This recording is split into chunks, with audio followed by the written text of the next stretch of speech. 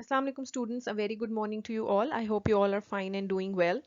Yesterday you started corticosteroids and its one part which was on glucocorticoids was discussed in detail by Professor Maqsood Ahmed Saab, and the remaining topic which is mineralocorticoids will be continued by me inshallah today, and we'll be revising the yesterday's topic as well.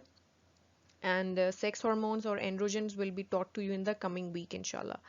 So I hope you have your notebooks and pen by your side because I want you to write down the important points being told during the lecture. So let's get started. Uh, our learning objectives for today are that we'll be revising the glucocorticoids. We'll be studying the mechanism of action and uses of mineralocorticoids and steroid antagonists. Corticosteroids are steroid hormones which are produced by adrenal cortex. Adrenal gland is a small gland present above the kidney. It has two parts, medulla, which releases catecholamines, and cortex, which releases corticosteroids. It has three zones, zona reticularis, zona fasciculata, zona glomerulosa, and different parts are responsible for secreting different hormones. So, corticosteroids are of three types: glucocorticoids, which are concerned with metabolism and immune function, they have their effects on them, and mineralocorticoids have salt retaining activity.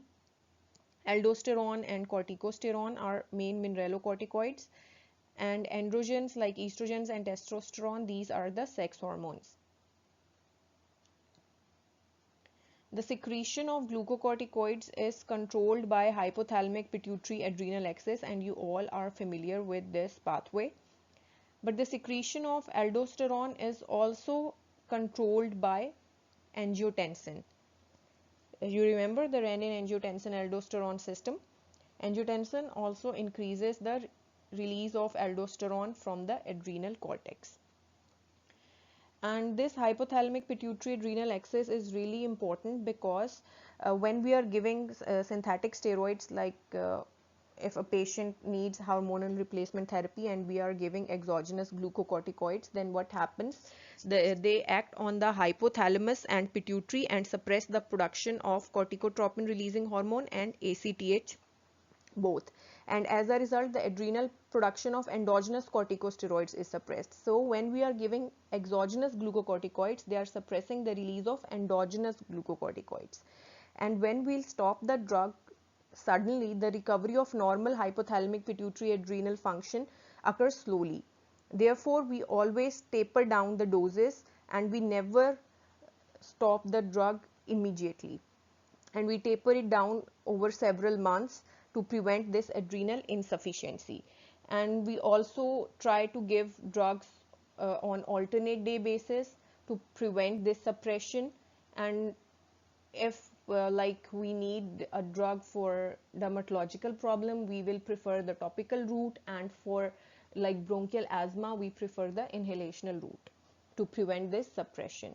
So if you get a question in exam that why we always taper down the dose of corticosteroids slowly, this is the answer: to prevent the adrenal insufficiency.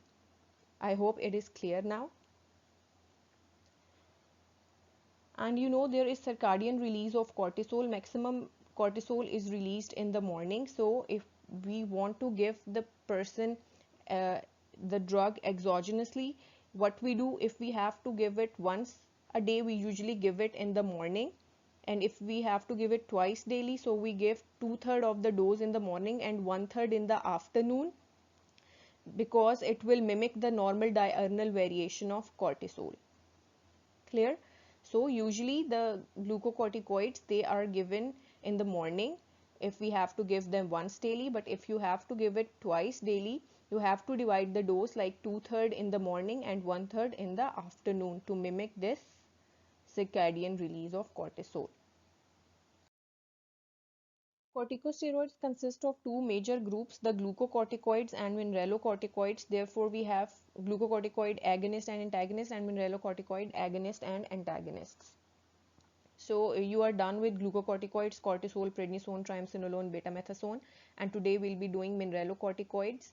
And the most important one is aldosterone, which is an endogenous mineralocorticoid, and fludrocortisone is the most potent and most widely used exogenous mineralocorticoid. Glucocorticoids and mineralocorticoids both have anti-inflammatory and salt-retaining properties, but the salt-retaining properties of mineralocorticoids are obviously much higher than the glucocorticoids. So the glucocorticoids having maximum anti-inflammatory properties are betamethasone and dexamethasone, which are the long-acting glucocorticoids. They have the maximum anti-inflammatory effects. And the maximum salt-retaining activity is of fludrocortisone. Obviously, after aldosterone, it is fludrocortisone which is having the maximum salt-retaining properties. Whereas the salt-retaining properties of these glucocorticoids are nil, but some do have salt-retaining properties as well, like hydrocortisone, cortisone, prednisone, prednisolone, methylprednisolone. They do have salt-retaining properties too. The mechanism of action was explained beautifully by Professor Saab yesterday, and I hope that you are familiar with this diagram by now, and you should draw it in your exams if you get this question. So glucocorticoids and mineralocorticoids have same mechanism of action with a few changes. That's why we'll be discussing them on this same diagram so that you can understand what you have to write in the mechanism of action of glucocorticoids and what you'll write in mechanism of action of mineralocorticoids. So the target cells for aldosterone or mineralocorticoids, they contain mineralocorticoid receptors, and the target cells are chiefly the principal cells of the collecting tubules for kidney where aldosterone is acting. Clear? So it has this mineralocorticoid receptor which is stabilized by heat shock proteins and other proteins, and aldosterone, it also travels by binding to albumin or globulin in the blood, and it enters into its cell as a free molecule, and then it will bind to its receptor, its cytosolic receptor.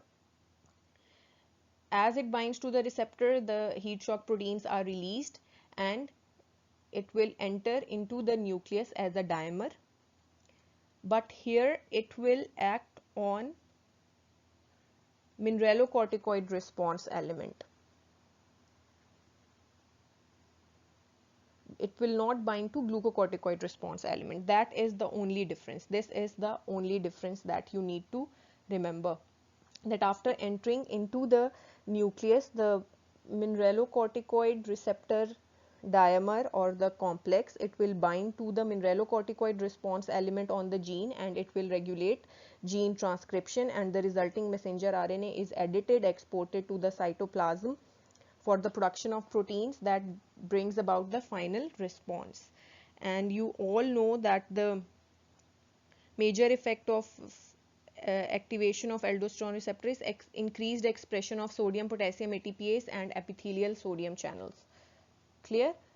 So this is the only difference, that if you get mechanism of action of glucocorticoids, you will write glucocorticoid response element here, and if you will get the question on mineralocorticoid, then mineralocorticoid response element.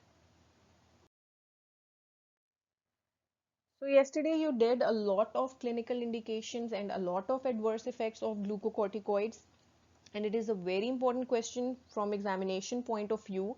But when you get it in a short essay question, if you try to memorize 15 or 20 uses, hardly you'll be able to write down 10 uses in your exams. It is really difficult to pen down each and every effect, each and every use, and each and every adverse effect. So the best way is to do it by using mnemonics. So just quickly we'll be doing the mnemonics for the clinical indications of glucocorticoids and adverse effects of glucocorticoids. Very easy mnemonics. The mnemonic for clinical indications of glucocorticoids is A, B, C, D, E, G, H, I, J, K, L, M, N. So you have to write the ABC from A to N. You have to write down all the alphabets except for F. So the clinical uses are allergic reactions. These are the severe allergic reactions. You also have to mention one or two allergic reactions. This mnemonic is helpful because by writing it in this way, you won't miss any clinical use.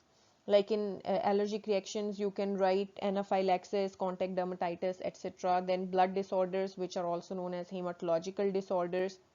Then you will write one or two hematological disorders like leukemia, lymphoma, ITP, etc. collagen disorders like SLE, rheumatoid arthritis, polymyositis, etc. Dermatological disorders, atopic dermatitis, seborrheic dermatitis, xerosis. Eye diseases like uveitis, conjunctivitis, optic neuritis, etc. Gastrointestinal diseases like IBD, inflammatory bowel disease, sprue. For hormone replacement in case of Addison's disease, Addison crisis, congenital adrenal hyperplasia during and after adrenalectomy, we use glucocorticoids as hormone replacement. It is given for immunosuppression like in patients undergoing some transplantation, for arthritis and bone diseases and bursitis, etc. For renal diseases or kidney diseases, we also give glucocorticoids. Nephrotic syndrome, we give glucocorticoids. Lung diseases, like we give them in bronchial asthma, aspiration pneumonia, for preventing infant respiratory distress syndrome. There are also some miscellaneous uses like chemotherapy induced vomiting, stimulation of lung maturation in fetus, hypercalcemia, mountain sickness. There are neurological uses as well, like cerebral edema and multiple sclerosis. So this is a very easy mnemonic to write down all the clinical uses of glucocorticoids. One is the mnemonic for the adverse effects of glucocorticoids, and it is glucocorticoids. So just write down glucocorticoids. So glaucoma, limb muscle atrophy, peptic ulcer, cataract, osteoporosis, Cushing syndrome. Also write down the features of Cushing syndrome. Obesity, retardation of growth, rise in blood pressure, thinning of skin, infection, immunosuppression. You can also write like oral thrush or viral infections. Then CNS disorders like benign intracranial hypertension, hypomania or depression, which are mood disorders, psychosis, insomnia. Edema, impaired wound healing, increased hair, diabetes mellitus, which is due to increased blood glucose level, and suppression of hypothalamus pituitary axis and stripe. And this occurs if we suddenly stop the drug without tapering down its dose.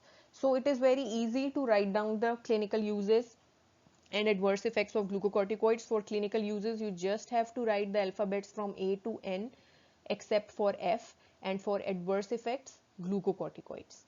Simple, easy peasy. So you can see these were all the adverse effects and we have covered them. Now coming to today's topic, today we'll be doing mineralocorticoids and glucocorticoid and mineralocorticoid antagonists, both. So naturally occurring mineralocorticoid, that is aldosterone, is very important in regulation of blood volume and blood pressure. It acts on the distal tubules and the collecting ducts in the kidney, and it causes the reabsorption of sodium and water, thus increasing the blood volume, and it loses potassium and hydrogen ion.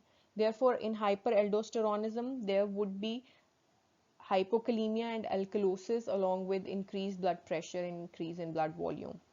And enhancement of sodium reabsorption by aldosterone also occurs in the GI mucosa and in sweat and salivary glands apart from the kidney. Fludrocortisone is the potent synthetic mineralocorticoid with some glucocorticoid activity as well. We have seen it in the previous table, and it is the most widely used mineralocorticoid.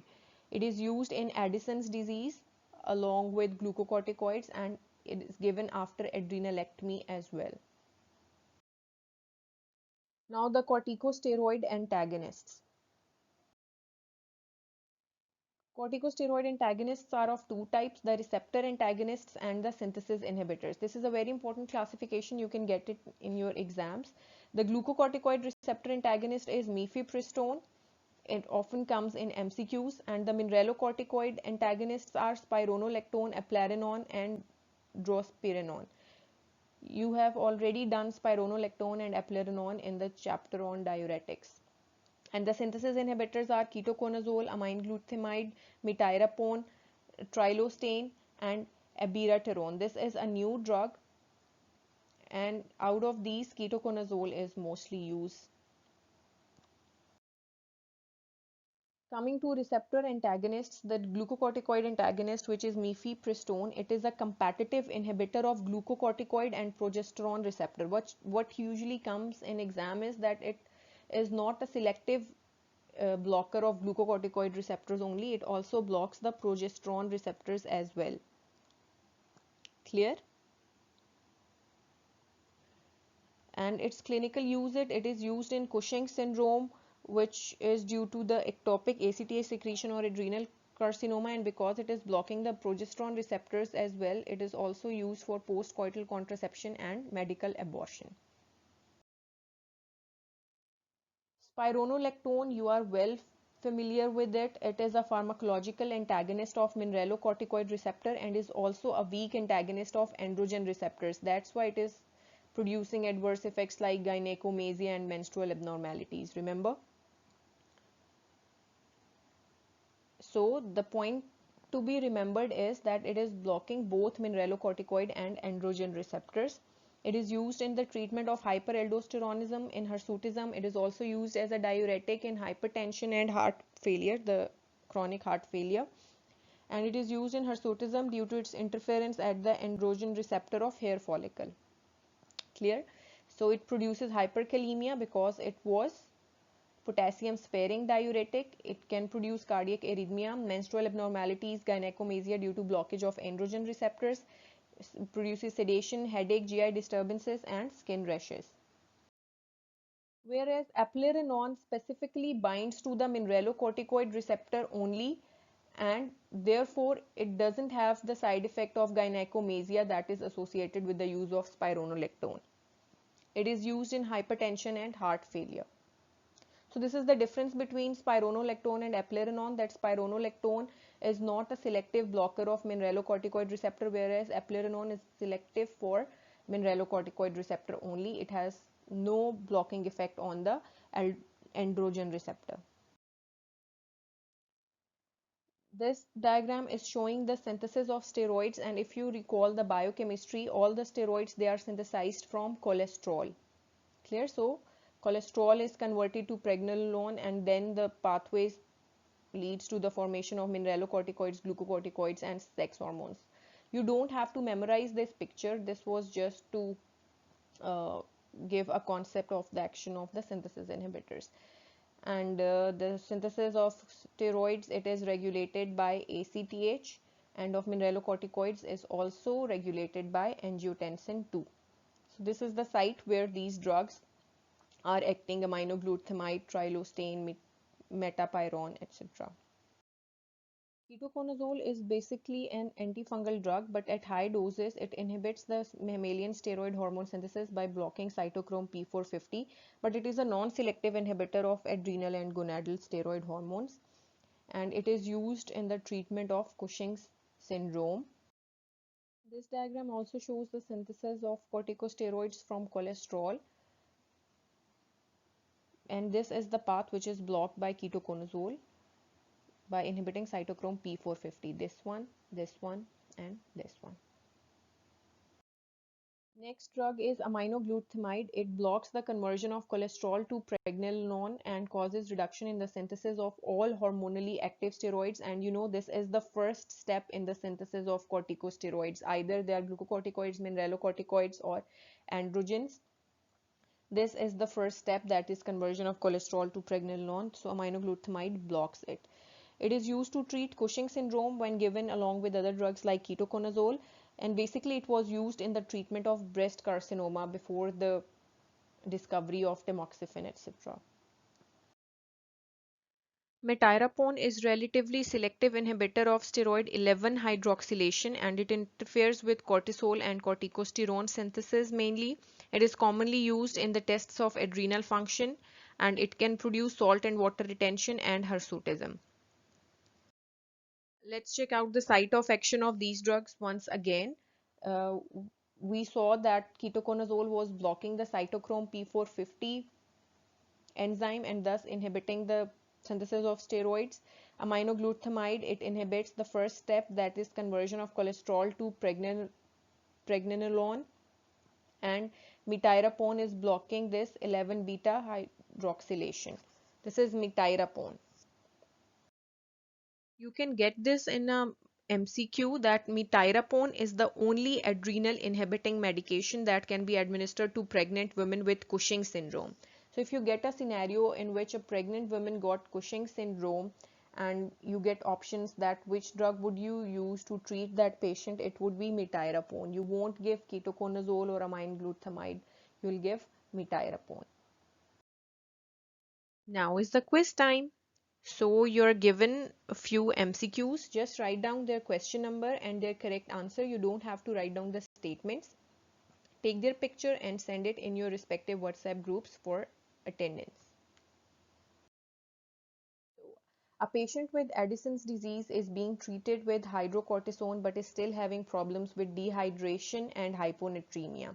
Which of the following drugs would be best to add to the patient's therapy? So the keywords are Addison's disease. He is already on hydrocortisone but is having dehydration and hyponatremia. So you have to give the drug which will cause salt and water retention. Next is glucocorticoids have proved useful in the treatment of which of the following medical conditions? Corticosteroids are useful in the treatment of all of the following disorders except, so keyword is except here. All of the following adverse effects commonly occur with glucocorticoid therapy except. Which of the following is a pharmacologic effect of exogenous glucocorticoids? A 34-year-old woman with ulcerative colitis has required long-term treatment with pharmacological doses of glucocorticoid agonist. Which of the following is a toxic effect associated with long-term glucocorticoid treatment? A 46-year-old male patient has Cushing syndrome due to adrenal tumor. Which of the following drugs would be expected to reduce the signs and symptoms of this man's disease? Which of the following is a drug that in high doses blocks the glucocorticoid receptor? It has to be a glucocorticoid receptor blocker. That's all for today. I hope you have understood the topic well. If you still have any query, you're most welcome to ask the questions in your respective WhatsApp groups and we'll get back to you as soon as possible. Take care of yourself. Have a good day. Allah Hafiz.